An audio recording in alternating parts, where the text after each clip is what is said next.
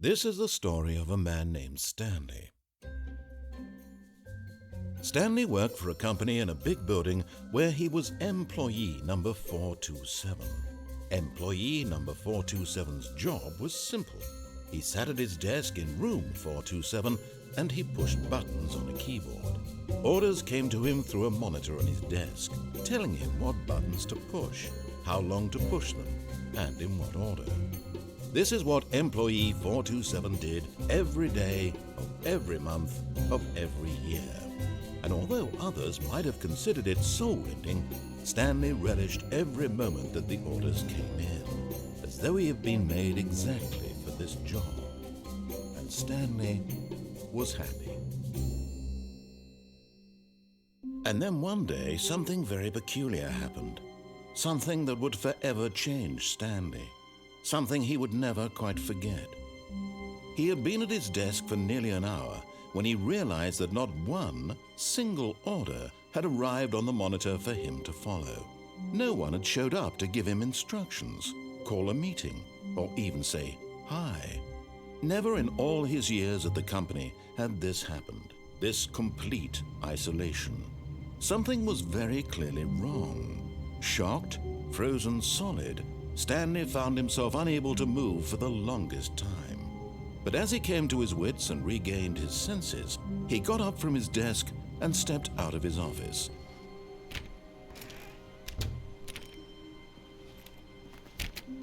All of his co-workers were gone. What could it mean? Stanley decided to go to the meeting room. Perhaps he had simply missed a memo. No matter how hard Stanley looked, he couldn't find a trace of his co-workers.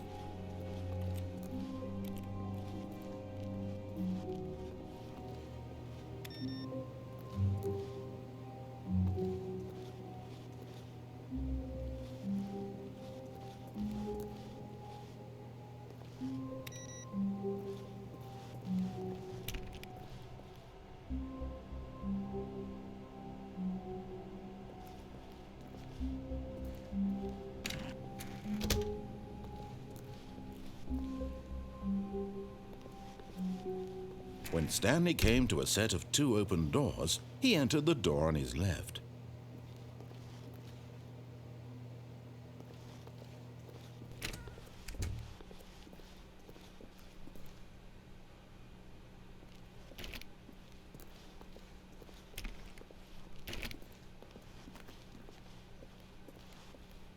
Yet there was not a single person here either.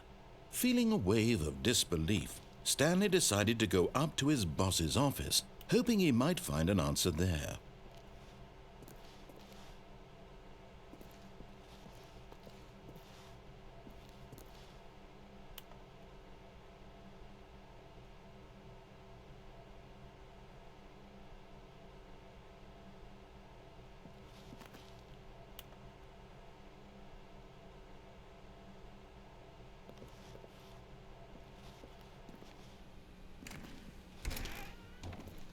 Stanley stepped into the broom closet, but there was nothing here, so he turned around and got back on track.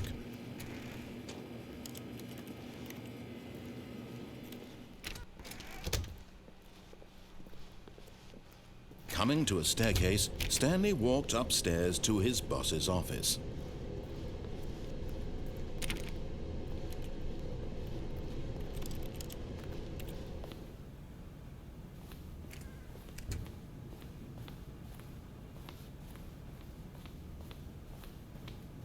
Stepping into his manager's office, Stanley was once again stunned to discover not an indication of any human life. Shocked, unraveled, Stanley wondered in disbelief who orchestrated this, what dark secret was being held from him. What he could not have known was that the keypad behind the boss's desk guarded the terrible truth that his boss had been keeping from him. And so the boss had assigned it an extra secret PIN number, 2845. But of course, Stanley couldn't possibly have. Yet incredibly, by simply pushing random buttons on the keypad, Stanley happened to input the correct code by sheer luck. Amazing. He stepped into the newly opened passageway.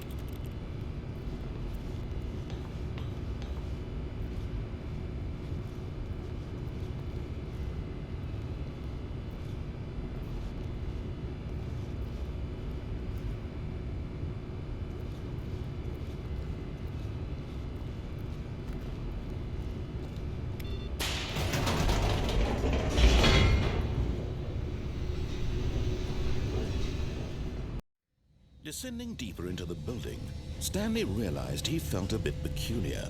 It was a stirring of emotion in his chest, as though he felt more free to think for himself, to question the nature of his job. Why did he feel this now, when for years it had never occurred to him? This question would not go unanswered for long. Stanley walked straight ahead through the large door that read Mind Control Facility.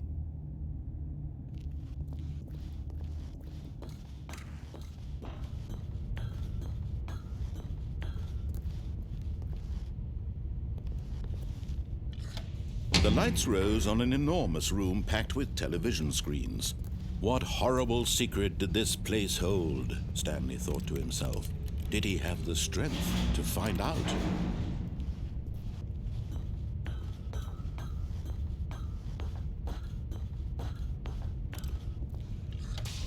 Now the monitors jumped to life, their true nature revealed. Each bore the number of an employee in the building, Stanley's co-workers. The lives of so many individuals reduced to images on a screen, and Stanley, one of them, eternally monitored in this place where freedom meant nothing.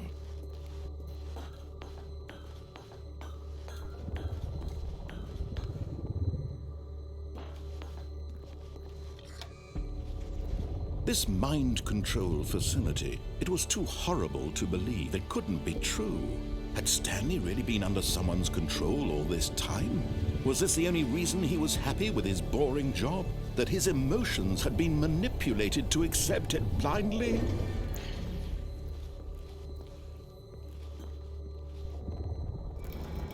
No, he refused to believe it. He couldn't accept it. His own life in someone else's control? Never! It was unthinkable, wasn't it? Was it even possible? Had he truly spent his entire life utterly blind to the world? But here was the proof, the heart of the operation. Controls labeled with emotions, happy or sad or content. Walking, eating, working, all of it monitored and commanded from this very place. And as the cold reality of his past began to sink in, Stanley decided that this machinery would never again exert its terrible power over another human life. For he would dismantle the controls once and for all.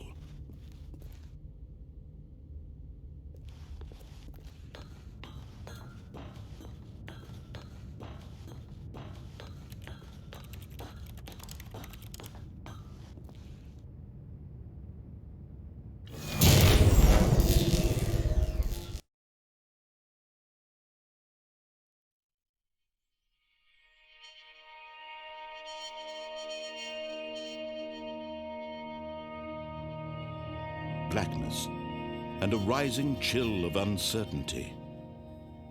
Was it over?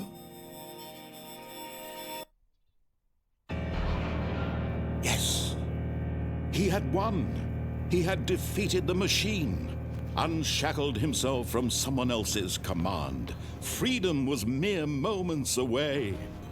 And yet, even as the immense door slowly opened, Stanley reflected on how many puzzles still lay unsolved. Where had his co-workers gone? How had he been freed from the machine's grasp? What other mysteries did this strange building hold? But as sunlight streamed into the chamber, he realized none of this mattered to him, for it was not knowledge or even power that he had been seeking, but happiness. Perhaps his goal had not been to understand, but to let go. No longer would anyone tell him where to go, what to do, or how to feel. Whatever life he lives, it will be his. And that was all he needed to know. It was perhaps the only thing worth knowing. Stanley stepped through the open door.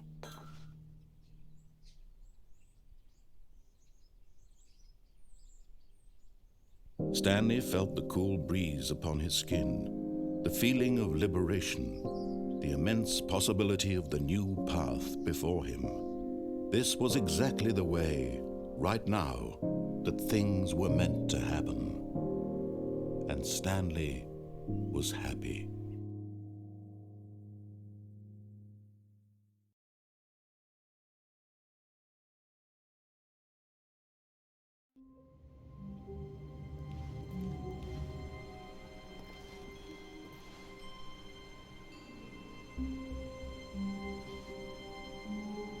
All of his co-workers were gone.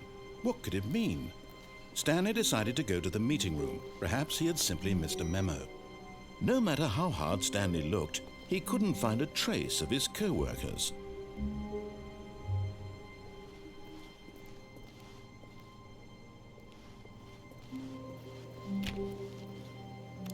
Stanley went around touching every little thing in the office, but it didn't make a single difference, nor did it advance the story in any way.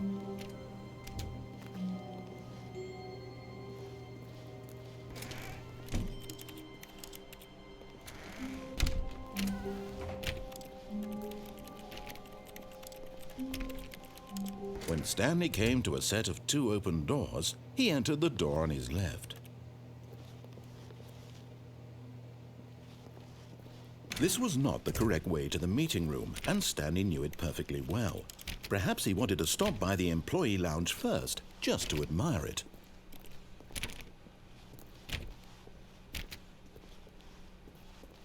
Ah, yes, truly a room worth admiring. It had really been worth the detour after all, just to spend a few moments here in this immaculate, beautifully constructed room. Stanley simply stood here, but eager to get back to business, Stanley took the first open door on his left.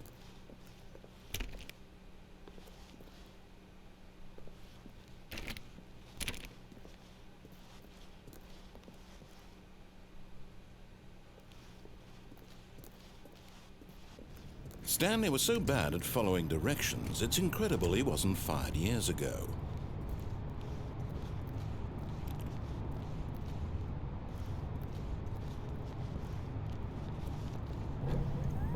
Look, Stanley, I think perhaps we've gotten off on the wrong foot here. I'm not your enemy, really, I'm not. I realize that investing your trust in someone else can be difficult, but the fact is that the story has been about nothing but you all this time. There's someone you've been neglecting, Stanley. Someone you've forgotten about. Please. What? Really? I was in the middle of something. Do you have zero consideration for others? Are you that convinced that I want something bad to happen to you? Why, I don't know how to convince you of this, but I really do want to help you, to show you something beautiful. Look, let me prove it. Let me prove that I'm on your side. Give me a chance. Now listen carefully, this is important. Stanley walked through the red door.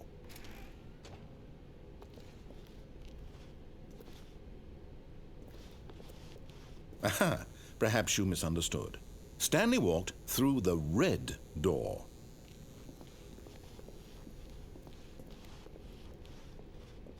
I still don't think we're communicating properly. Stanley walked...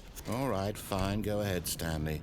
You want to know so badly what's out there? You want to find out what lies at the end of this road you've chosen? Well, don't let me stop you.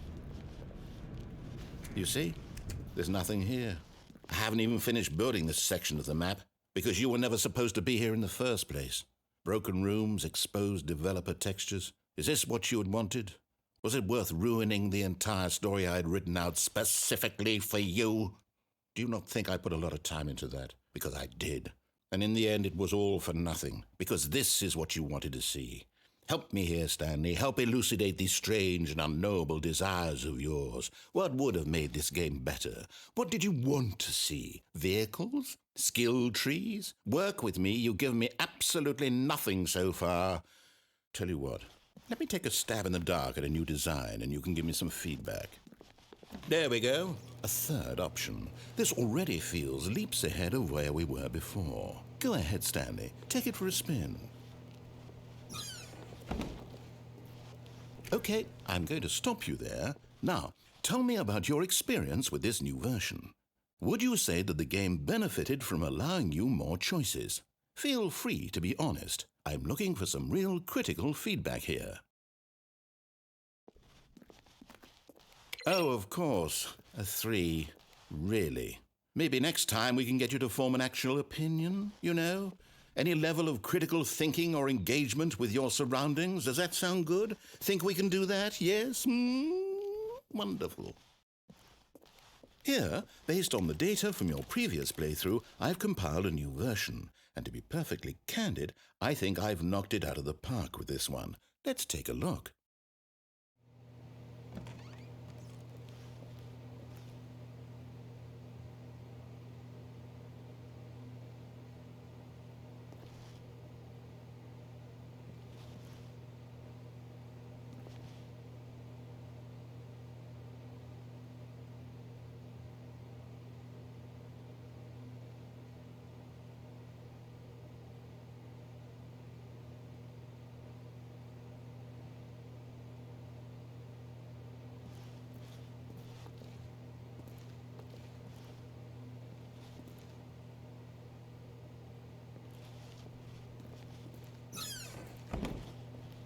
Now, would you say that competitive leaderboard helped you feel motivated to keep walking through doors? Again, honest answers, please.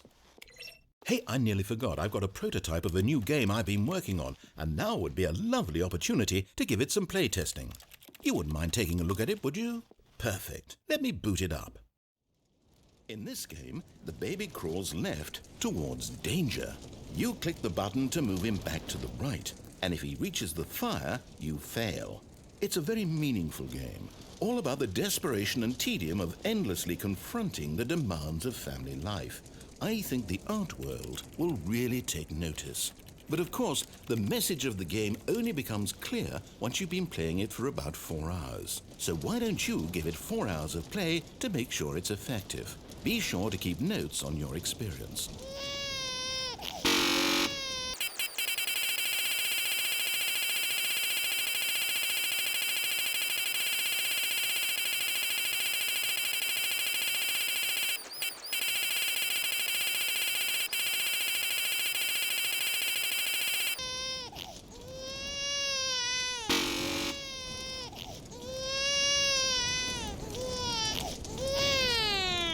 You heartless bastard. Did you do it because you hate babies or purely to spite me? Because if it's the latter, well, I don't know what to do. I'm completely out of ideas. I can't think of a single thing that might improve the experience for me. I'm not even going to try. I'm out, I'm done. It's over. Thank you for playing. Your input was extremely valuable. Oh, hey, since my game was so awful, why don't we play someone else's game, just to ease the pain? Let's see. What do we have here? Yes, this seems like it'll work. Let's give it a shot. Well, Stanley, is this any better? At last, the one thing you've always desired. A game I had absolutely nothing to do with. But is it enough? Tell me that, Stanley. Will it ever be enough? Well, I'll say this. I'm done making things for you. From now on, I will only create to fulfill a greater artistic purpose. Watch this, Stanley. I'm going to build a house.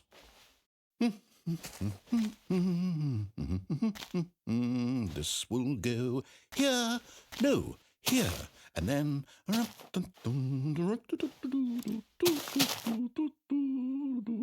Let's see, what does it need? Yes, of course, and just to finish it all off, yes... It's complete. I made this, Stanley. Look at it. Gaze upon my work of art and feel ashamed at your own inadequacy. But you've only seen it from the outside. You've only gotten half the experience. Please, step inside and make yourself comfortable. Isn't it grand? Isn't it perfect? It could only be better if...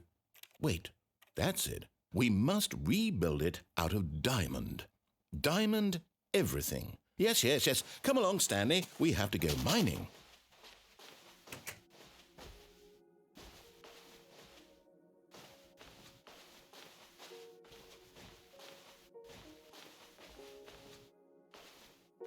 Oh my, it looks like it's going to get a bit dark. Have you brought a light?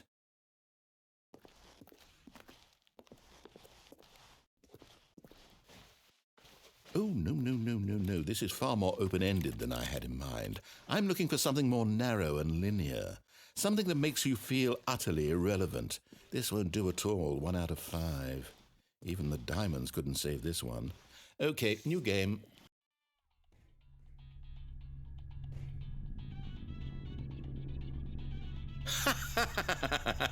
Yes! I don't even know what this game is, but I love it. You, trapped in a glass box with no way out, listening to me talk. Oh, it's inspired. I couldn't have done it any better myself. What is this game even supposed to be? I can't figure it out. Okay, now I'm curious.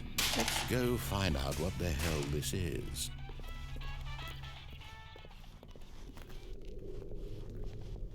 Oh, it's a puzzle. Critical thinking, Stanley. Your forte. Genius. No, actually, you know what? I think that's plenty. I really don't care much to see you stumble through anymore.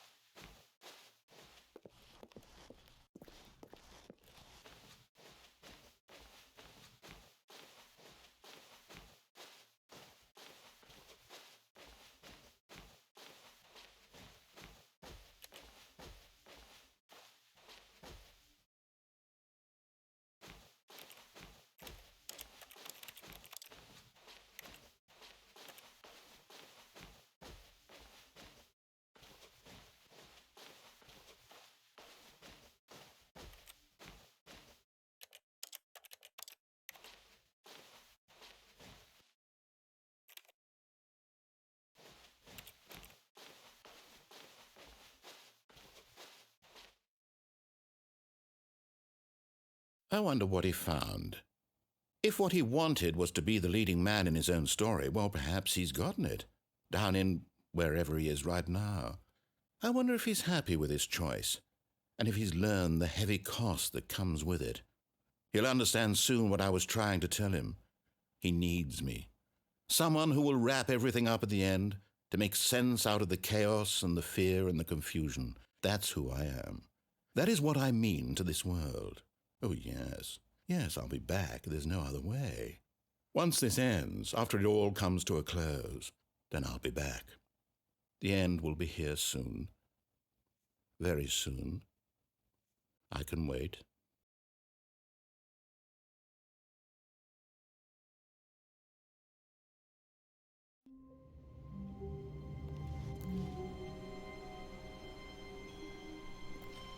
All of his co-workers were gone.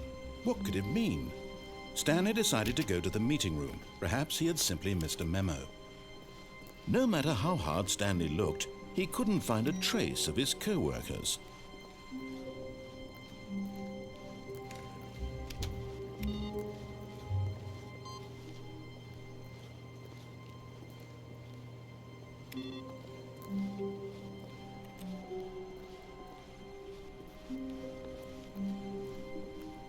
When Stanley came to a set of 2 open doors, he entered the door on his left.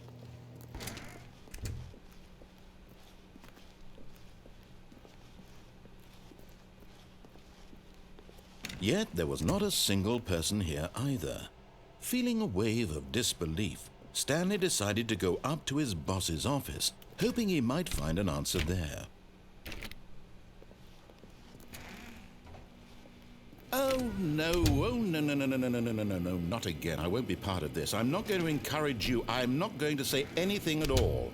I'm just going to be patient and wait for you to finish whatever it is you enjoy doing so much in this room. Please take your time.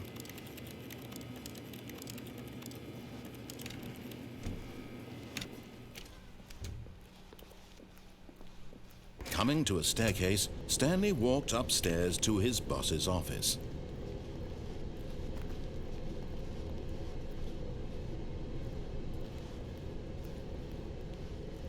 But Stanley just couldn't do it.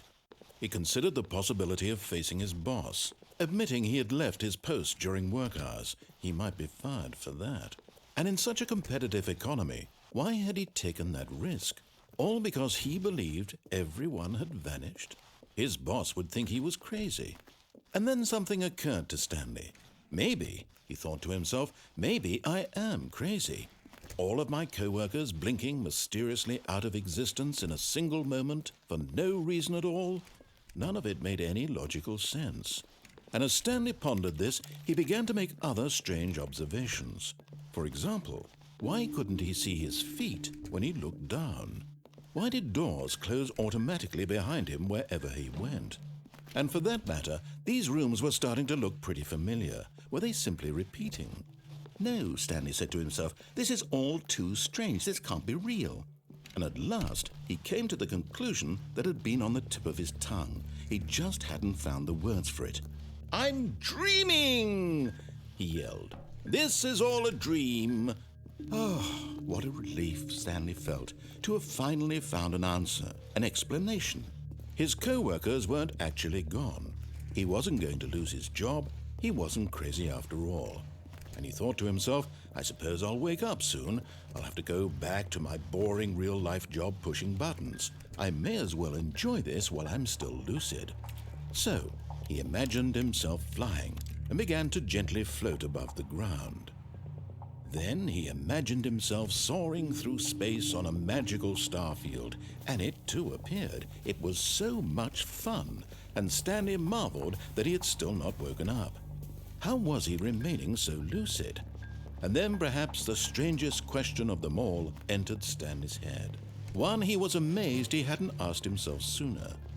Why is there a voice in my head dictating everything that I'm doing and thinking? Now the voice was describing itself being considered by Stanley, who found it particularly strange. I'm dreaming about a voice describing me, thinking about how it's describing my thoughts, he thought.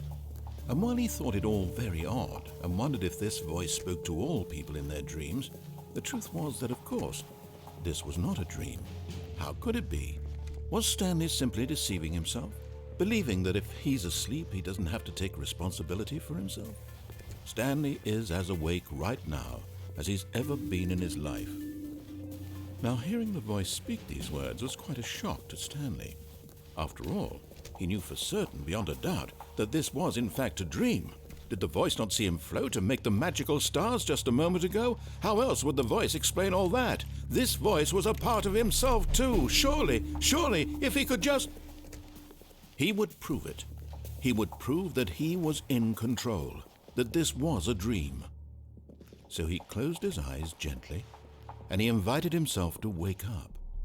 He felt the cool weight of the blanket on his skin, the press of the mattress on his back, the fresh air of a world outside this one. Let me wake up, he thought to himself. I'm through with this dream. I wish it to be over. Let me go back to my job. Let me continue pushing the buttons. Please, it's all I want. I want my apartment and my wife and my job. All I want is my life exactly the way it's always been. My life is normal. I am normal. Everything will be fine. I am okay.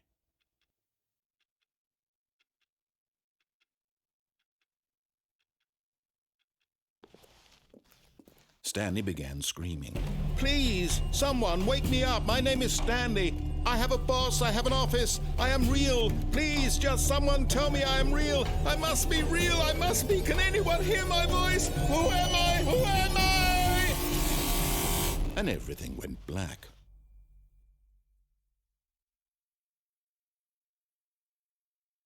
This is the story of a woman named Mariella. Mariella woke up on a day like any other. She arose, got dressed, gathered her belongings, and walked to her place of work. But on this particular day, her walk was interrupted by the body of a man who had stumbled through town talking and screaming to himself, and then collapsed dead on the sidewalk. And although she would soon turn to go call for an ambulance, for just a few brief moments she considered the strange man. He was obviously crazy, this much she knew. Everyone knows what crazy people look like. And in that moment, she thought to herself how lucky she was to be normal. I am sane. I am in control of my mind. I know what is real and what isn't. It was comforting to think this, and in a certain way, seeing this man made her feel better. But then she remembered the meeting she had scheduled for that day, the very important people whose impressions of her would affect her career, and by extension, the rest of her life. She had no time for this, so it was only a moment that she stood there, staring down at the body. And then she turned and ran.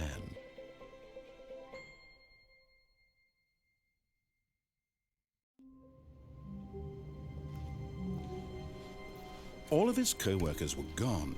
What could it mean? Stanley decided to go to the meeting room. Perhaps he had simply missed a memo.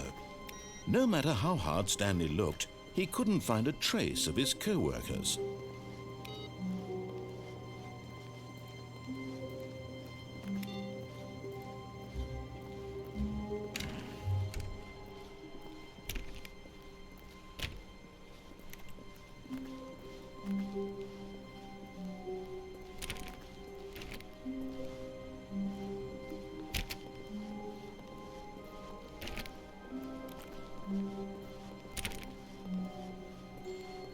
When Stanley came to a set of 2 open doors, he entered the door on his left.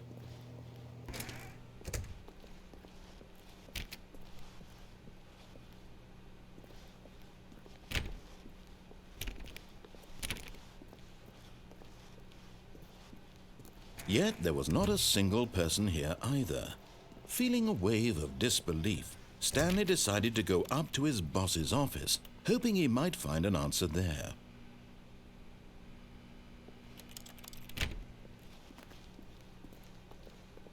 Coming to a staircase, Stanley walked upstairs to his boss's office.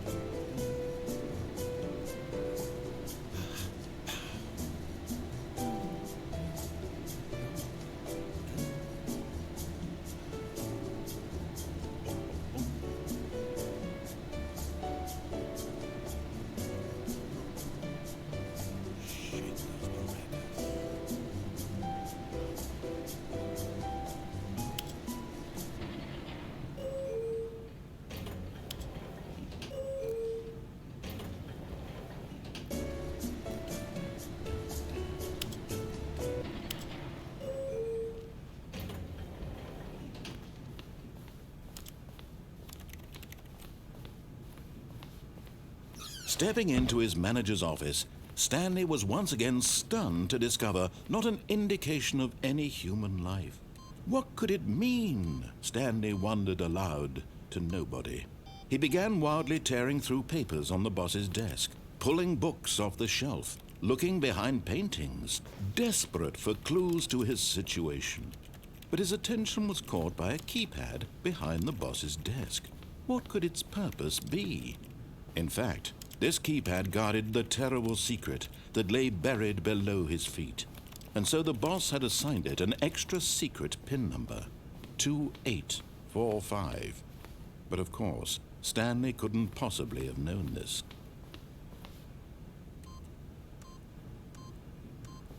Yet incredibly, by simply pushing random buttons on the keypad, Stanley happened to input the correct code by sheer luck.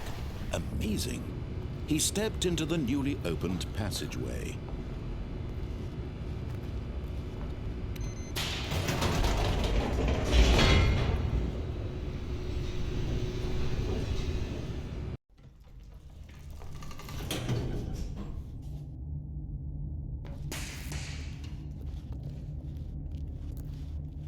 Stanley walked straight ahead through the large door that read Mind Control Facility.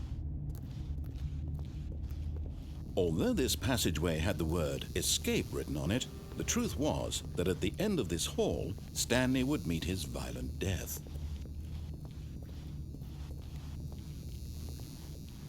The door behind him was not shut.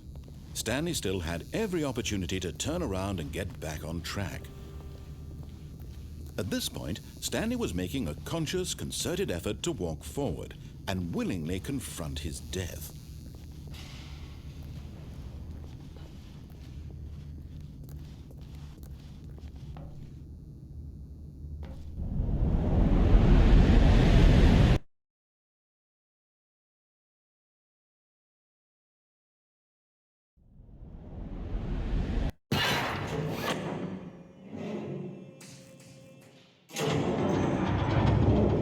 As the machine whirred into motion and Stanley was inched closer and closer to his demise, he reflected that his life had been of no consequence whatsoever. Stanley can't see the bigger picture. He doesn't know the real story, trapped forever in his narrow vision of what this world is. Perhaps his death was of no great loss, like plucking the eyeballs from a blind man. So he resigned and willingly accepted this violent end to his brief and shallow life. Farewell, Stanley.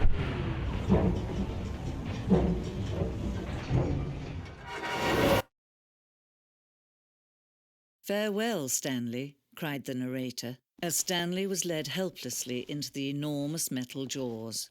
In a single visceral instant, Stanley was obliterated as the machine crushed every bone in his body, killing him instantly.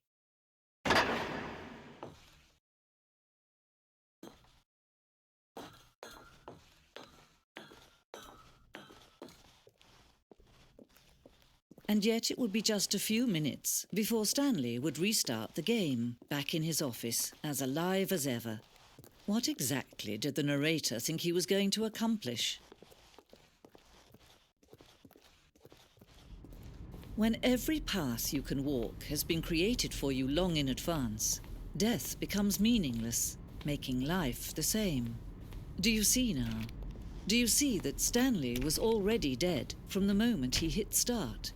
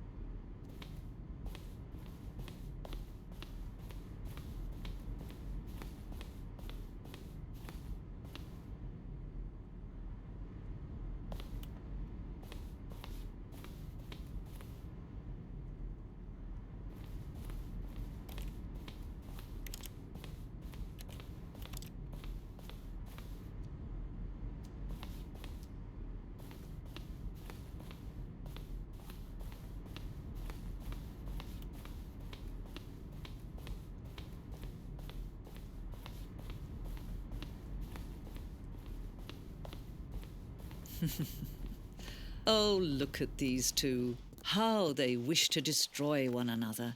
How they wish to control one another. How they both wish to be free.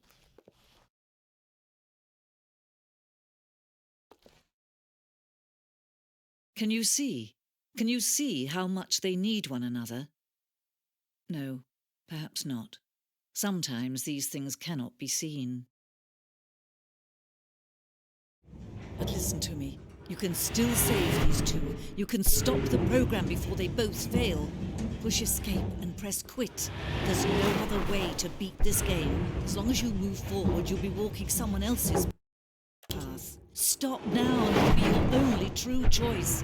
Whatever you do, choose it. Don't let time choose for you. Don't let time...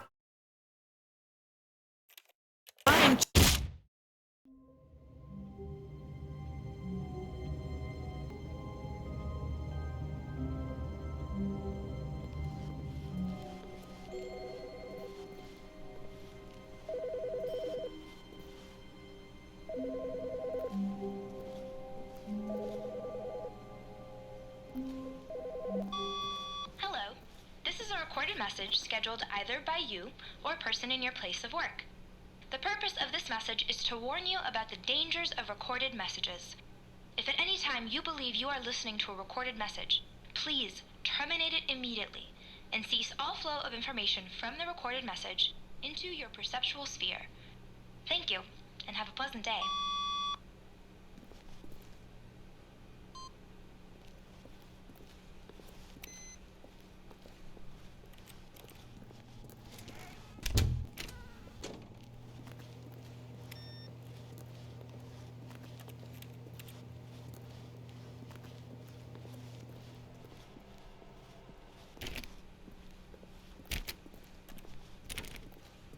When Stanley came to a set of 2 open doors, he entered the door on his left. This was not the correct way to the meeting room, and Stanley knew it perfectly well. Perhaps he wanted to stop by the employee lounge first, just to admire it. Wow, yes, this room. What a beautiful... But eager to get back to business, Stanley took the first open door on his left. And so he detoured through the maintenance section, walked straight ahead to the opposite door, and got back on track.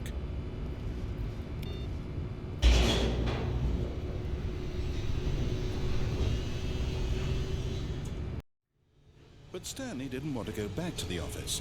He wanted to wander about and get even further off track. So now in order to get back, he needed to go, from here, it's, Oh, no, it's to the right, my mistake.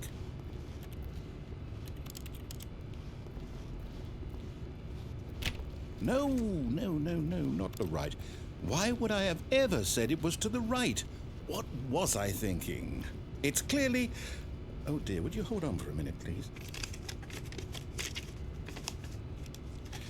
Now, let's see. We went down right, left, down, left, right. Yep, okay, yes. I've got it now. This story is absolutely, definitely this way.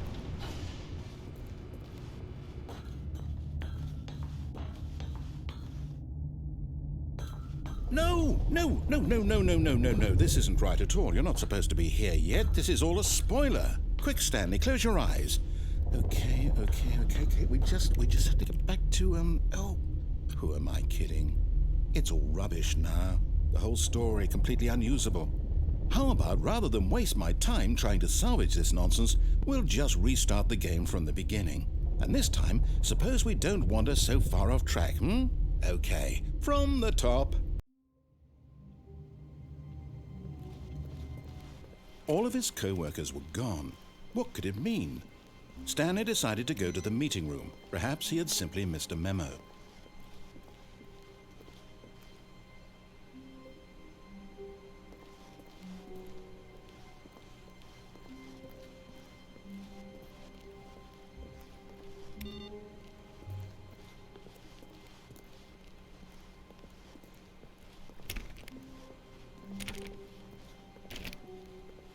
When Stanley...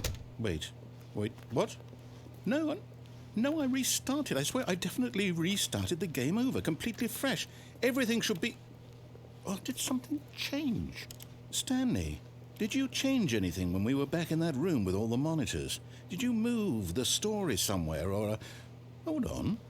Why am I asking you? I'm the one who wrote the story. It was right here just a minute ago. I know for sure that it's here somewhere. Okay, then. It's an adventure. Come, Stanley.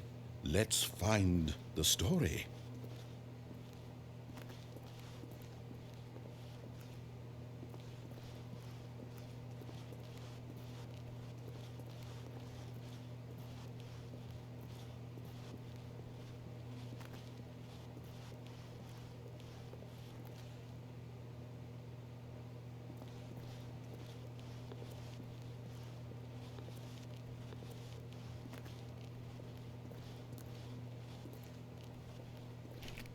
I'll say it. This is the worst adventure I've ever been on. I can promise you there definitely was a story here before. Do we need to restart the game again? Well, I find it unlikely that we'll ever progress by starting over and over again, but it's got to be better than this. Okay, let's give it a shot. Why not? All of his co-workers were gone. What could it mean? Stanley decided to go to the meeting room. Perhaps he had simply missed a memo.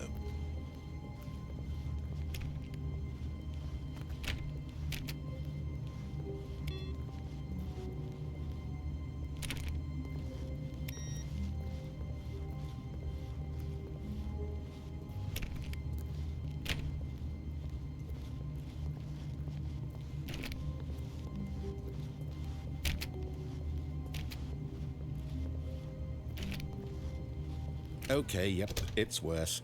I might be remembering this wrong. It's possible the story is back where we just came from. Why don't we go back the other direction and see if we missed anything?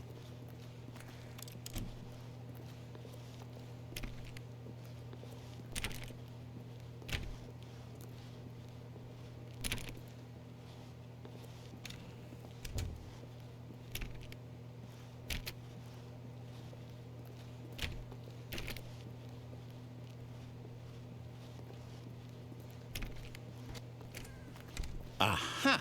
I knew we'd missed something. The story. Here it comes. No, wait. Never mind. Not the story. Okay, let's head back the other way and retrace our steps.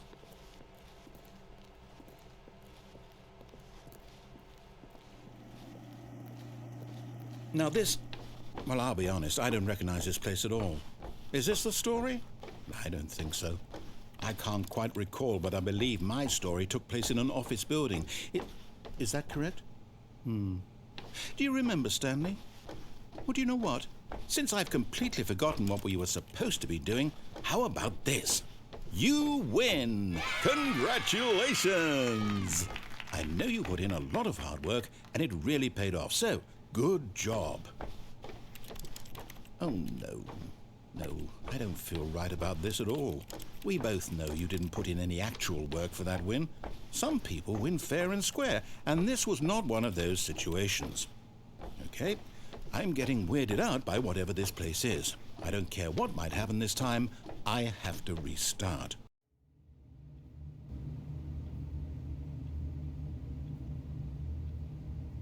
All right, I've got a solution. This time, to make sure we don't get lost, I've employed the help of the Stanley Parable adventure line. Just follow the line. How simple is that?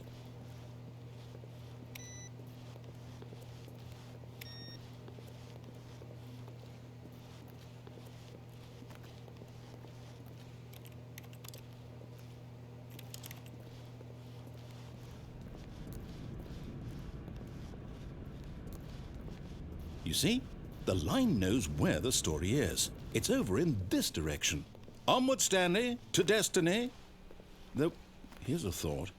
Wouldn't wherever we end up be our destination, even if there's no story there? Or to put it another way, is the story of no destination still a story? Simply by the act of moving forward, Are we implying a journey such that a destination is inevitably conjured into being via the very manifestation of the nature of life itself? Whoa. Hang on. That got a bit weird back there. Well, I'd like to apologize. Not sure where I was going with all that. You know what? I think what we need right now is a bit of music to lighten the mood.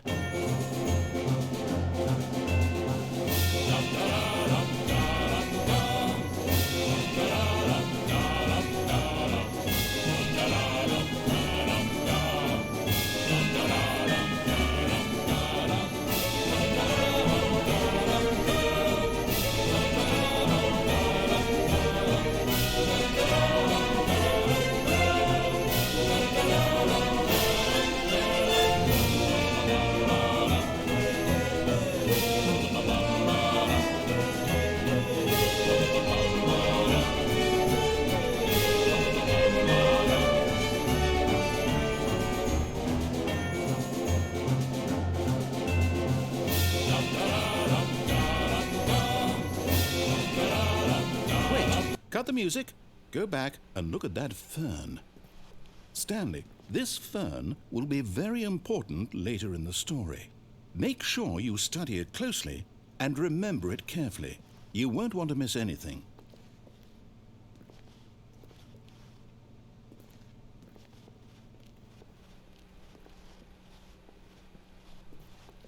Wait, what? We're back at the office? No. Line, you do know we're looking for the Stanley Parable, right? The story? Is any of this ringing a bell? Oh, no, not again. Line, how could you have done this to us? And after we trusted you, after everything we've been through, you... Oh, I can't take this anymore. To hell with it. Restart.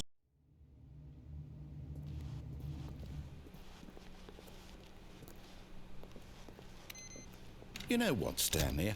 I say forget the adventure line. What's it ever done for us? We're intelligent people, right? Why can't we make up our own story? Something exciting, daring, mysterious. Ooh, this all sounds perfectly doable. Why don't we simply start wandering in, well, I don't know. How about this direction?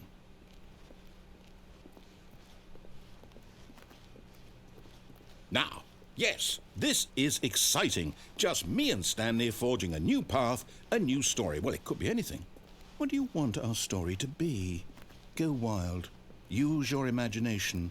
Whatever it might be, Stanley, I'm ready for it. Oh, no, not you again. Stanley, I'd also like to veto the line from having any role in our awesome new story. No lines or monitor rooms. Just don't acknowledge it, and we should be fine.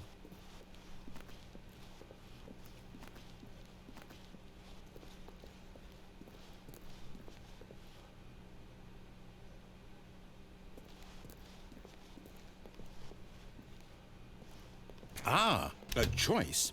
We get to make a decision. From here, the story is in our control. How important we mustn't squander the opportunity. In fact, I believe I need a minute to think here. Just walk in circles for a minute.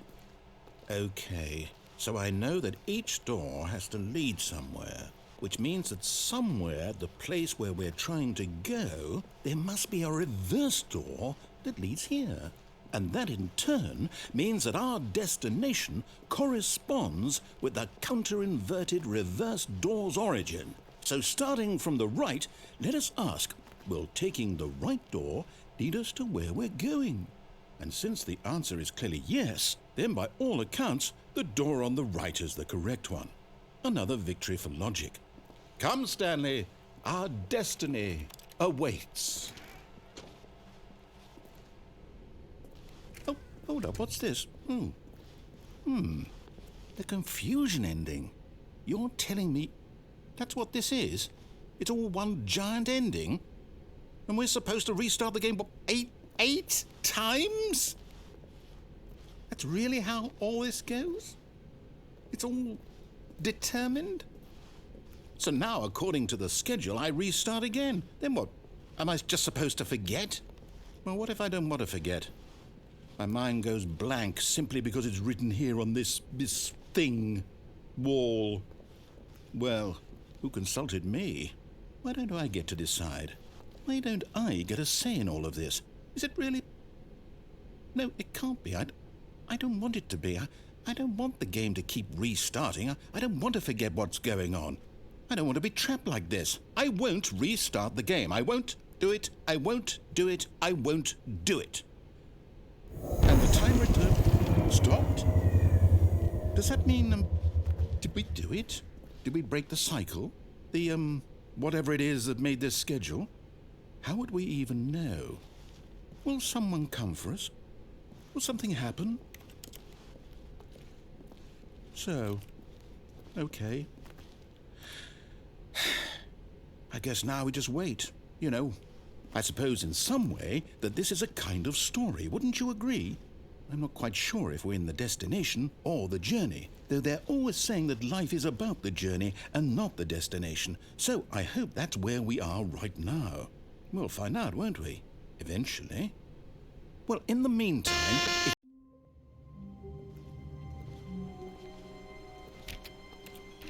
All of his co-workers were gone. What could it mean? Stanley decided to go to the meeting room. Perhaps he had simply missed a memo.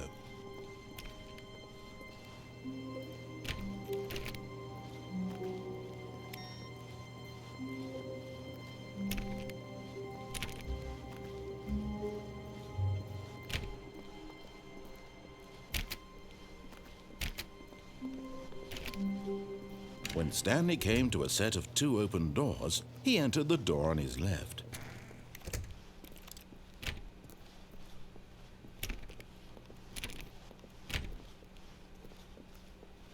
Yet there was not a single person here either. Feeling a wave of disbelief, Stanley decided to go up to his boss's office, hoping he might find an answer there. Coming to a staircase, Stanley walked upstairs to his boss's office.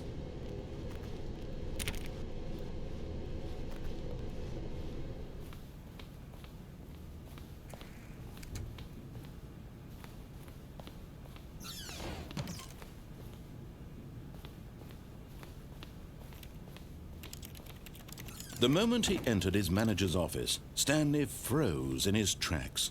Not a living soul anywhere. Could he really be all alone? This was too much for Stanley to take. Too much for any man to take. He fell to his knees, bursting into half moans, half sobs, the guttural retching of life from a man denied any hope, any reason to keep going. Here on the floor he lay prone, paralyzed by fear for nearly a full hour. But when at last he began to move about and survey the situation, he found a keypad behind the boss's desk. What could it mean? Was it a sign of hope for Stanley's future? Alas, it was not. For although this keypad guarded the terrible secret of Stanley's past, it had been assigned a 4-digit code so devious and so random that no man could ever hope to guess it. 2845. Statistically, nearly impossible to guess blindly, ever.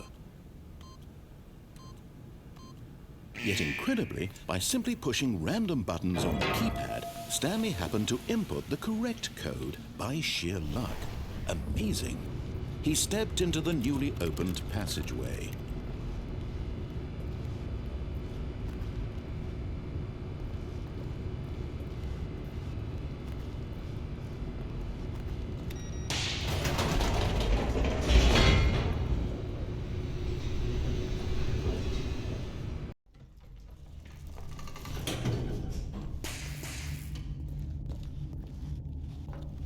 Stanley walked straight ahead through the large door that read Mind Control Facility.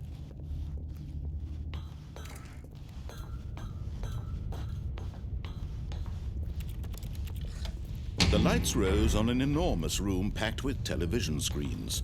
What horrible secret did this place hold? Stanley thought to himself. Did he have the strength to find out?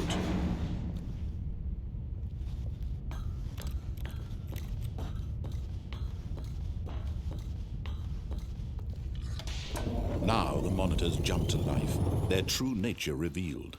Each bore the number of an employee in the building, Stanley's co-workers.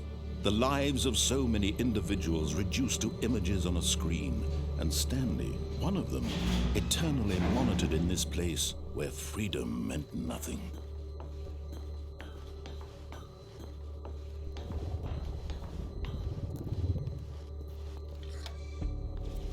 This mind control facility, it was too horrible to believe. It couldn't be true. Had Stanley really been under someone's control all this time? Was this the only reason he was happy with his boring job? That his emotions had been manipulated to accept it blindly? No, he refused to believe it. He couldn't accept it. His own life in someone else's control? Never! It was unthinkable, wasn't it? Was it even possible? Had he truly spent his entire life utterly blind to the world? But here was the proof. The heart of the operation. Controls labeled with emotions. Happy, or sad, or content. Walking, eating, working. All of it monitored and commanded from this very place. And as the cold reality of his past began to sink in, Stanley decided that this machinery would never again exert its terrible power over another human life. For he would dismantle the controls once and for all.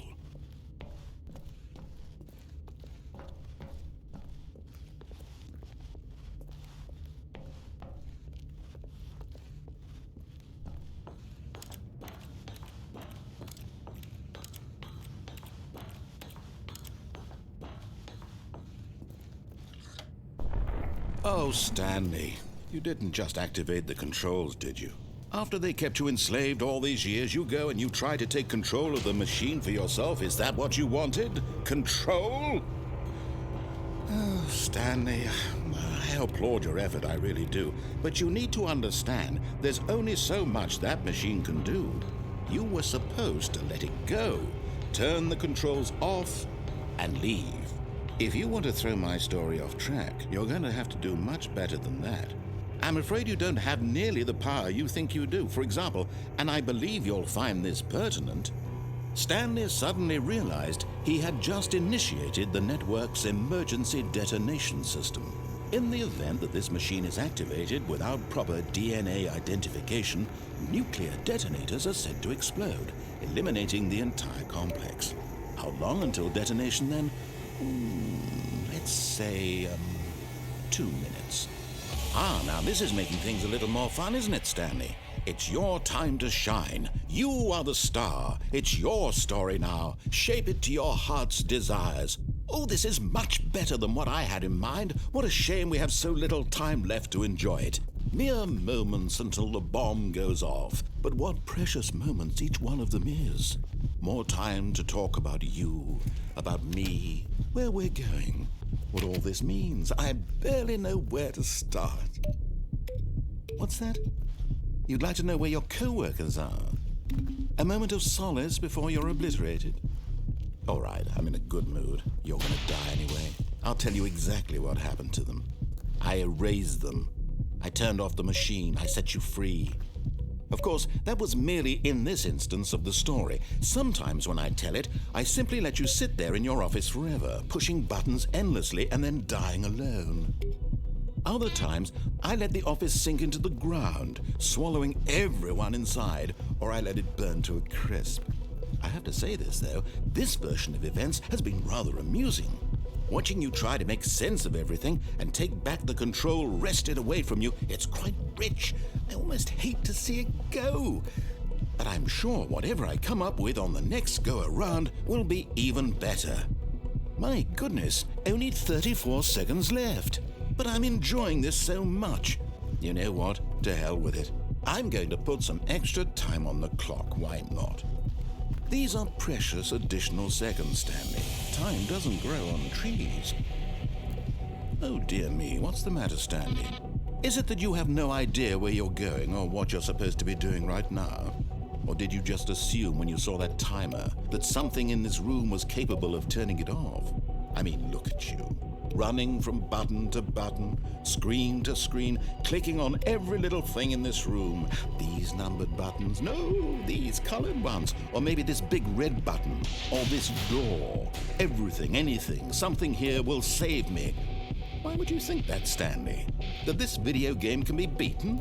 Won? Solved? Do you have any idea what your purpose in this place is? Stanley, you're in for quite a disappointment. But here's a spoiler for you.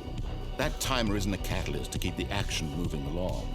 It's just seconds ticking away to your death. You're only still playing instead of watching a cutscene because I want to watch you for every moment that you're powerless, to see you made humble. This is not a challenge, it's a tragedy. You wanted to control this world, that's fine. But I'm going to destroy it first, so you can't. Take a look at the clock, Stanley. That's 30 seconds you have left to struggle. 30 seconds until a big boom and then nothing. No ending here, just you being blown to pieces. Will you cling desperately to your frail life, or will you let it go peacefully? Another choice. Make it count, or don't. It's all the same to me, all a part of the joke. And believe me, I will be laughing at every second of your inevitable life from the moment we fade in until the moment I say, happily ever after.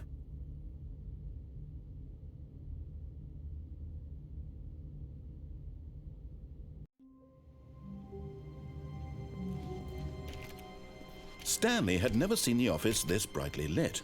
Was it a sign of something? He hoped it was. He hoped very much that it was.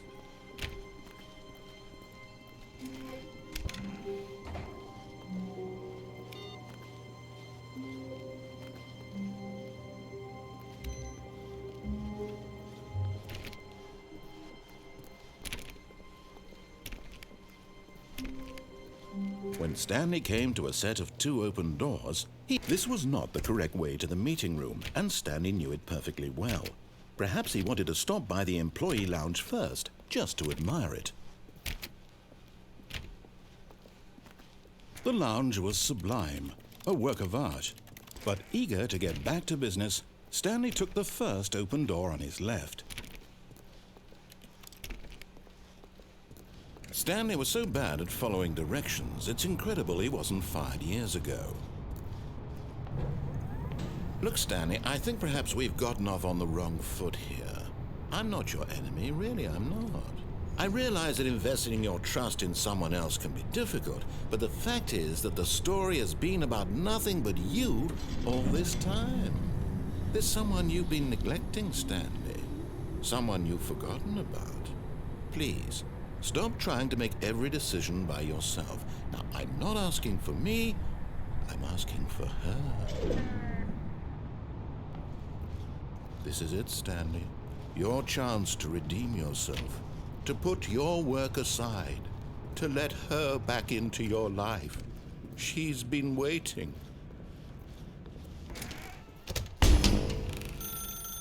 That's her, Stanley.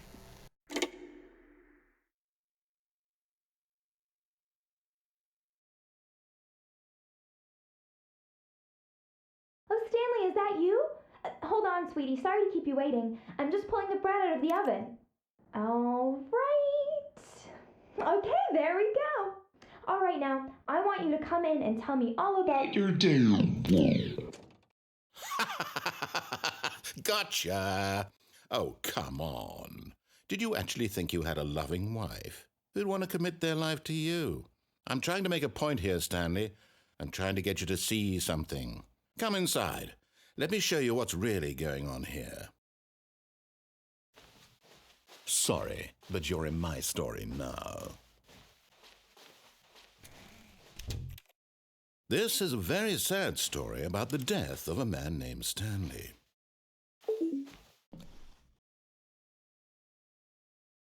Stanley is quite a boring fellow. He has a job that demands nothing of him, and every button that he pushes is a reminder of the inconsequential nature of his existence. Look at him there, pushing buttons, doing exactly what he's told to do. Now he's pushing a button. Now he's eating lunch. Now he's going home. Now he's coming back to work. One might even feel sorry for him, except that he's chosen this life.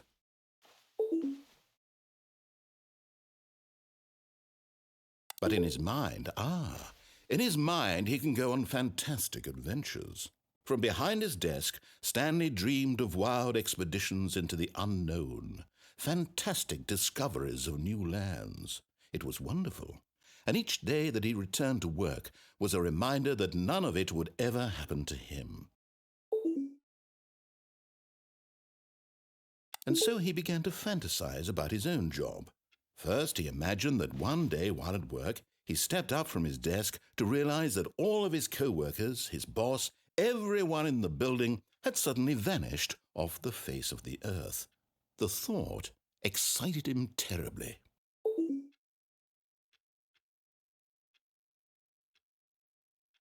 So he went further. He imagined that he came to 2 open doors and that he could go through either. At last, choice. It barely even mattered what lay behind each door. The mere thought that his decisions would mean something was almost too wonderful to behold. As he wandered through this fantasy world, he began to fill it with many possible paths and destinations. Down one path lay an enormous round room with monitors and mind controls. And down another was a yellow line that weaved in many directions, and down another was a game with a baby. And he called it the Stanley Parable.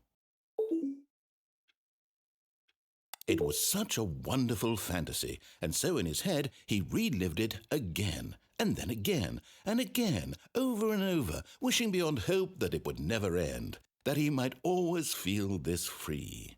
Surely there's an answer down some new path, mustn't there be? Perhaps if he played just one more time. But there is no answer. How could there possibly be? In reality, all he's doing is pushing the same buttons he always has. Nothing has changed. The longer he spends here, the more invested he gets, the more he forgets which life is the real one. And I'm trying to tell him this, that in this world he can never be anything but an observer, that as long as he remains here, he's slowly killing himself. But he won't listen to me. He won't stop. Here, watch this. Stanley, the next time the screen asks you to push a button, do not do it.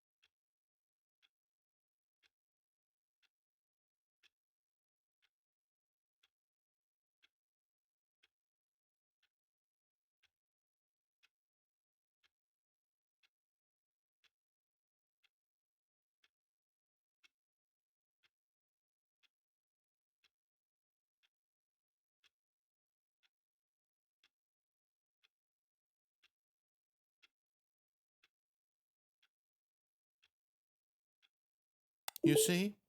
Can he just not hear me? How can I tell him in a way that he'll understand that every second he remains here, he's electing to kill himself? How can I get him to see what I see? How can I make him look at himself? I suppose I can't, not in the way I want him to. But I don't make the rules. I simply play to my intended purpose, the same as Stanley. We're not so different, I suppose. I'll try once more to convey all this to him. I'm compelled to. I must. Perhaps, well, maybe this time he'll see. Maybe this time. And I tried again, and Stanley pushed a button. And I tried again, and Stanley pushed a button. And I tried.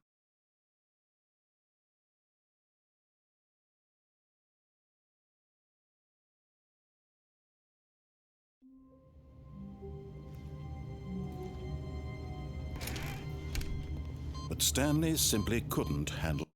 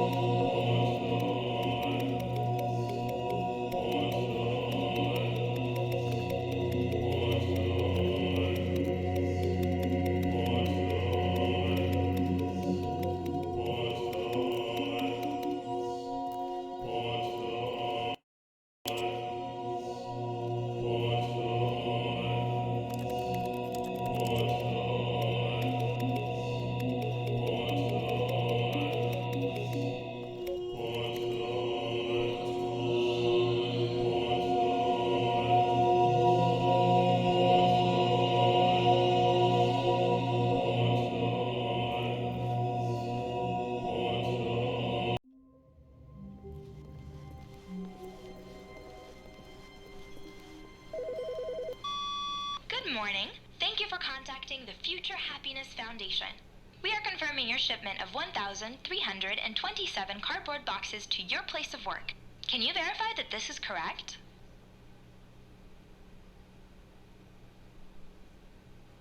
Excellent. Your order will arrive shortly.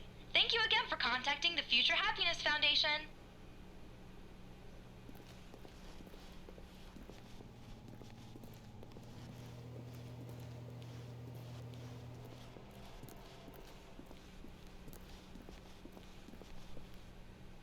When Stanley came to a set of 2 open doors, he entered the door on his left.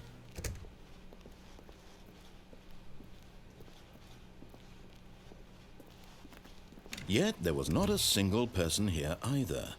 Feeling a wave of disbelief, Stanley decided to go up to his boss's office. Hoping he might coming to a staircase, Stanley walked upstairs to his boss's office.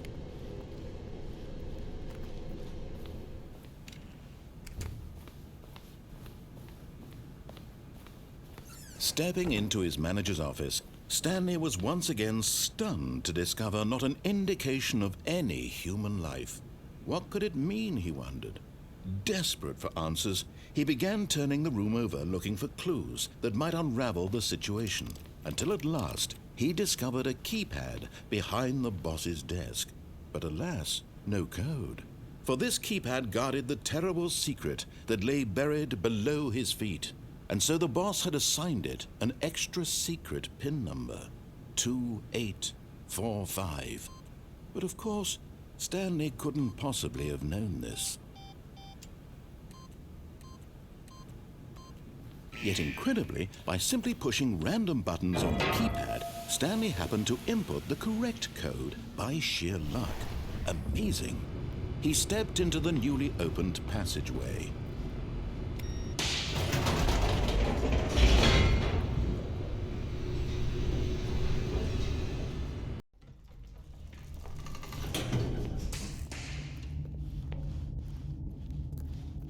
Stanley walked straight ahead through the large door that read Mind Control Facility.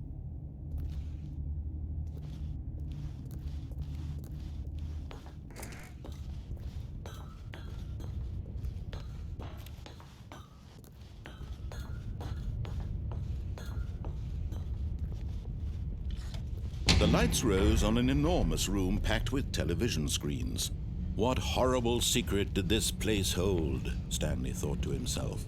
Did he have the strength to find out?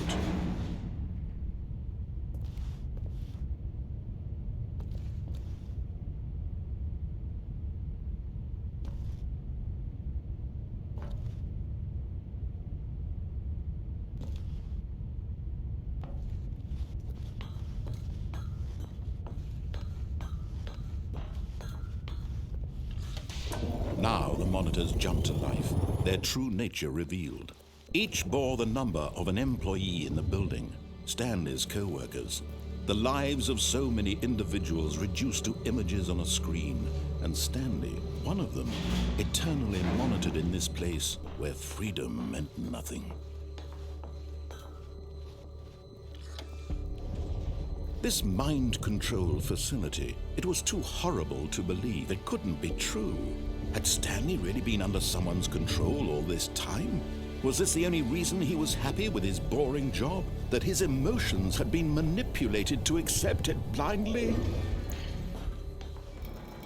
No, he refused to believe it. He couldn't accept it. His own life in someone else's control? Never! It was unthinkable. Wasn't it? Was it even possible? Had he truly spent his entire life utterly blind to the world? But here was the proof. The heart of the operation. Controls labeled with emotions. Happy, or sad, or content. Walking, eating, working. All of it monitored and commanded from this very place. And as the cold reality of his past began to sink in, Stanley decided that this machinery would never again exert its terrible power over another human life. For he would dismantle the controls once and for all.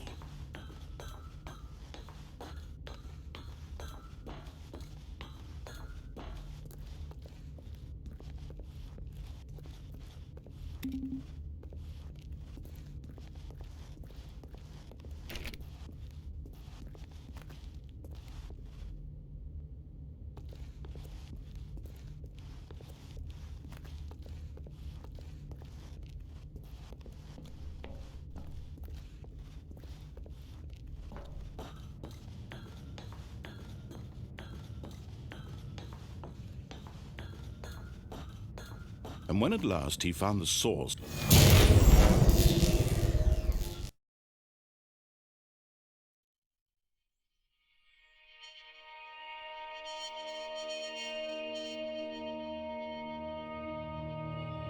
blackness and a rising chill of uncertainty. Was it over? Yes, he had won. He had defeated the machine, unshackled himself from someone else's command. Freedom was mere moments away.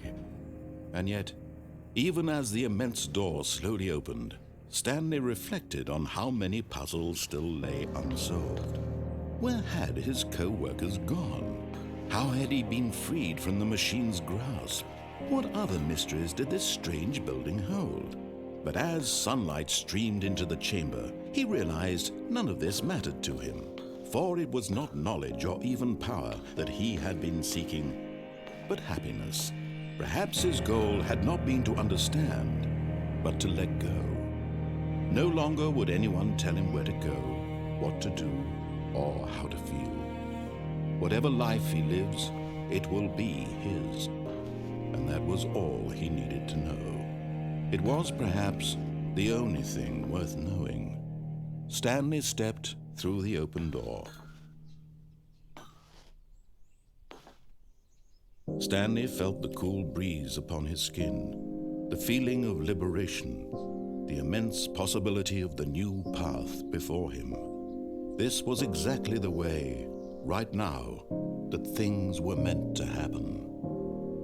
And Stanley was happy.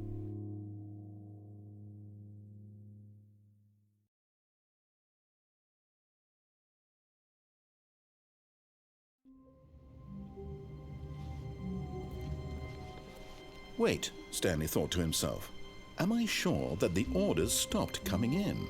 How is that possible? They never stopped. Surely I was mistaken. No, but Stanley simply couldn't handle the pressure. What if he had to make a decision? What if a crucial outcome fell under his responsibility? He had never been trained for that. No, this couldn't go any way except badly. The thing to do now, Stanley thought to himself, is to wait. Nothing will hurt me. Nothing will break me. In here I can be happy forever. I will be happy. Stanley waited. Hours passed, then days. Had years gone by? He no longer had the ability to tell. But the one thing he knew for sure, beyond any doubt, was that if he waited long enough, the answers would come. Eventually, someday, they would arrive. Soon, very soon now, this will end. He will be spoken to. He will be told what to do. Now it's just a little bit closer. Now it's even closer. Here it comes.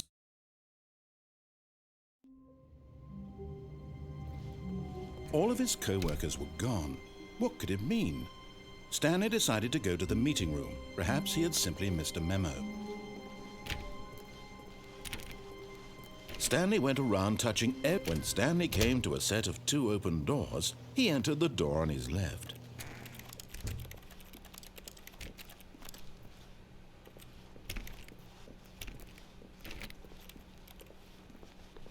Yet there was not a single person here either. Feeling a wave of disbelief, Stanley decided to go up to his boss's office. Coming to a staircase, Stanley walked upstairs to his boss's office.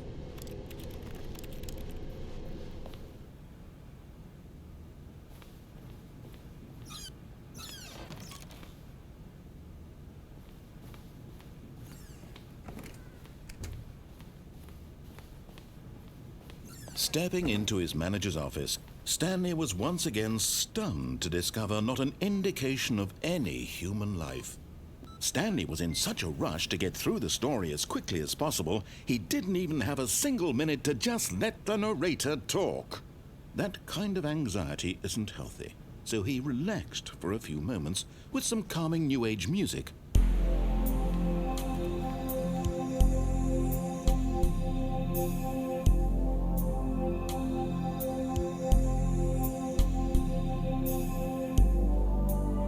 Feeling soothed and rejuvenated, Stanley calmly walked forward into the opened passageway.